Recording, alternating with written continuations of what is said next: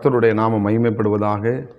ஆண்டவரும் அருமை இரட்சகருமாகிய இயேசுவின் நாமத்தினாலே இந்த புதிய நாளுக்காய் நான் தேவனை ஸ்தோத்தரிக்கிறேன். நாம் கண்கள் மூடி ஜெபம் பண்ணுவோம். பரிசுத்த பிதாவே, எங்களோடு கூட பேசுங்க ஆண்டவரே. நன்மை செய்கிறவராய் சுற்றி திறந்த தேவன் இந்த புதிய நாளிலே கூட புதிய காரியங்களை செய்யுங்க. எங்களை எழும்பி பிரகாசிக்க உதவி செய்யுங்க. இயேசுவின் நாமத்தின் பிதாவே, ஆமென். எடுத்து வாசிப்போம். யாக்கோபு 5ஆம் அதிகாரம், அதில் 13ஆம் வசனத்தை கூட வாசிப்போம். யாக்கோபு 5:13. உங்களில் ஒருவன் துன்பப்பட்டால் ஜெபம் பண்ண கடவான், ஒருவன் மகிழ்ச்சியாயிருந்தால் சங்கீதம் பாட கடவான். அடுத்து சொல்லுது பாருங்கள், 15ஆம் வசனம். அப்பொழுது விசுவாசமுள்ள ஜெபம் பிணியானிகள் ரட்சிக்கும், கர்த்தர் அவனை எழுப்புவார். அவன் பாவம் செய்வதானால் அது அவனுக்கு மன்னிக்கப்படும். கர்த்தருக்கு ஸ்தோத்திரம். அருமையான தேவனுடைய பிள்ளைகளே, இந்த இடத்துல எழுதப்பட்டிருக்கிறது, உங்களை விசுவாசமாக யாரெல்லாம் கேட்குறாங்களோ அந்த வியாதி என்ன பண்ணுமா, சுகமாகுமா. ஜெபம் பண்ணுறதுலேயும் எல்லோரும் ஜெபம் பண்ணுறோம். ஆனாலும் இங்கே என்ன ஒரு விசுவாசத்தோடு கூட நம்பிக்கையோடு கூட இந்த செய்தியை கேட்டுக்கொண்டிருக்கிற அருமையான தேவனுடைய பிள்ளைகளே, ஆமாம், இந்த செய்தியை நீங்கள் கேட்டோன்னா நிச்சயமாக என் வாழ்க்கை நடக்குன்னு நீங்கள் விசுவாசிங்கன்னு நம்பினா உங்கள் வாழ்க்கையில் கர்த்தர் அப்படியே செய்வார். அருமையான தேவ பிள்ளைகள் வசனம் சொல்லுது, விசுவாசமுள்ள ஜெபம் பிணியானிகளை ரட்சிக்கும், அவன் பாவம் செய்வனுக்கு என்ன பண்ணும், மன்னிக்கப்படும். பாருங்கள், நிச்சயமாக என் வாழ்க்கையில் ஒரு பாவ மன்னிப்பு, ஒருவேளை அந்த பாவத்தை நான் செஞ்சுட்டு அந்த பாவத்தை ஆண்டவர் என்னை மன்னிப்பாரா மன்னிக்க மாட்டாரான்னு சொல்லலாம்.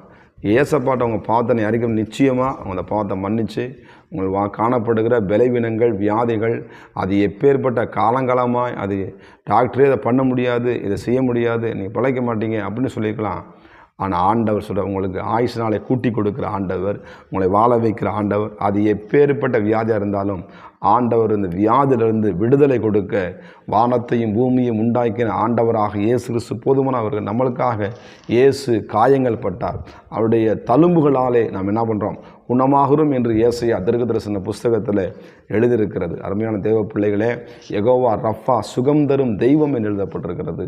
நம்முடைய சுகப்படுத்துகிற ஆண்டவர், நம்முடைய பாவங்களை மன்னிக்கிற ஆண்டவர், நம்முடைய அக்கிரமங்களை நீக்கிற ஆண்டவர், சாபங்களை எடுத்துப்படுகிற ஆண்டவர். இந்த வசனம் சொல்லுகிறது, ஒரு என்ன பண்ணுறான், என்ன பண்ண அவனை கர்த்தர் எழுப்புவாராம். பாருங்கள், பிணியானே ரட்சிப்பாராம். என்ன பண்ணுவாராம், கர்த்தர் அவனை எழுப்புவார். சோத்திரம். அவன் பாவம் செய்வதுனா அவனுக்கு என்ன பண்ணும்.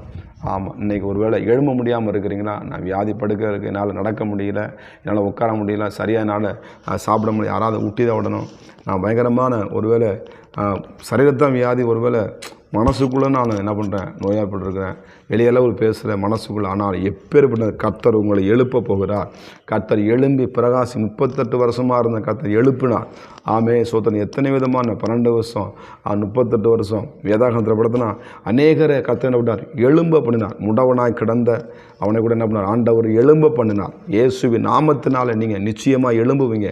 நிச்சயமாக உங்கள் குடும்பங்கள் எழும்பும். நிச்சயமாக உங்கள் பிள்ளைகள் எழும்புவாங்க. நிச்சயமாக உங்கள் சந்ததிகளை கர்த்தர் எழுப்புவார். நிச்சயமாக உங்கள் குடும்பத்தில் ஒரு ஆசீர்வாதத்தை நிச்சயமாக பார்ப்பீங்க. எப்பொழுது ஆண்டவரே என்னை ஒப்பு கொடுக்குறேன்ப்பா, நான் உங்கள் 100க்கு 100 என்ன பண்ணுறேன், அறகுறையாக இல்லை, 100க்கு 100 உண்மை நம்புகிறேன்ப்பா, உங்களுடைய வார்த்தையை நம்புகிறேன்ப்பா, எனக்கு உதவி செய்யுங்கன்னு கேளுங்க. நிச்சயமாக உங்கள் வாழ்க்கையில், உங்கள் சரீரத்தில் ஒரு அற்புதத்தை நீங்கள் பார்ப்பீங்க. ஆமாம், உங்கள் பாவங்கள் மன்னிக்கப்படும், உங்கள் வியாதி உங்களை விட்டு விலகும். ஆண்டுடைய ஆசீர்வாதத்தை என்ன பண்ணுவீங்க, நீங்கள் சுதந்திரத்துக் கொள்வீங்க. கர்த்தர் உங்களை எழுப்பி அநேக இடங்களுக்கு உங்களை என்ன பண்ணார், அழைத்து கொண்டு போவார். ஆமே சோத்திரம். எப்பேற்பட்ட ஒரு வேளை நான் ஒரு அம்மா கூட பார்க்கும்பொழுது சொன்னாங்க, நான் எங்கேயுமே போக முடியாது, யாரும் என்னை கூட்டி போக மாட்டாங்க, நான் வியாதிப்பட்டிருக்கேன், அந்த வியாதிப்பட்டிருக்கேன்னு சொல்லியிருந்தாங்க. அப்போ நான் ஜெபம் பண்ணேன், ஆண்டவரே இந்த மகளை கர்த்தாவே இந்த வியாதிலிருந்து விடுதலையாக ஜெபம் பண்ணி வசனத்தை வச்சு நான் ஜெபம் பண்ணேன். ஏசப்பா என்ன பண்ணாங்க, அவங்களுக்கு சுகம் கொடுத்தாங்க.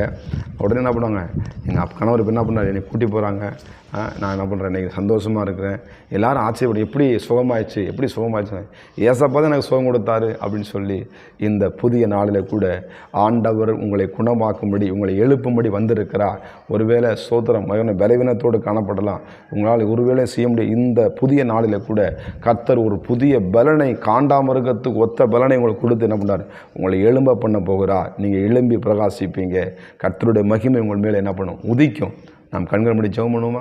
பரிசுத்தம் கிருபை நிறைந்த நல்ல தகவல் விசுவாசமுள்ள ஜெபம் பிணியானச்சி ஒருவேளை வியாதியோடு பலவீனத்தோடு எந்த விதமான ஆண்டவரை கலக்கத்தோடு இருப்பார்கள். கர்த்தருடைய உயிர் திறந்த வல்லமை நம்முடைய பிள்ளைகளை இந்த கால நேரத்தில் எழுப்புவீராக. ஆண்டவரே எழும்பி பிரகாசி என்று சொன்னீங்களப்பா. எழும்பு சீயோன் என் வல்லமையை தரித்துக்கொள் எழுதப்பட்டிருக்கிறது. ஆண்டவரே நம்முடைய பிள்ளைகள் ஆண்டவர் இருக்கிற எல்லா பலவீனங்களை கர்த்தர் அறிந்திருக்கிறீர். எல்லாவித இயற்கை ஆண்டவரே சோதர குடும்பத்தின் நிலைமை நன்றாய் அறிந்திருக்கிறீரப்பா. வருமானங்களை கர்த்தர் ஆசீர்வதிப்பீராக. அற்புதங்களை செய்வீராக. இயேசுவின் நாமத்தின் ஜெபிக்கிற நல்ல பிதாவே, ஆமென். God bless you. கர்த்தர் உங்களை ஆசீர்வதிப்பாராக.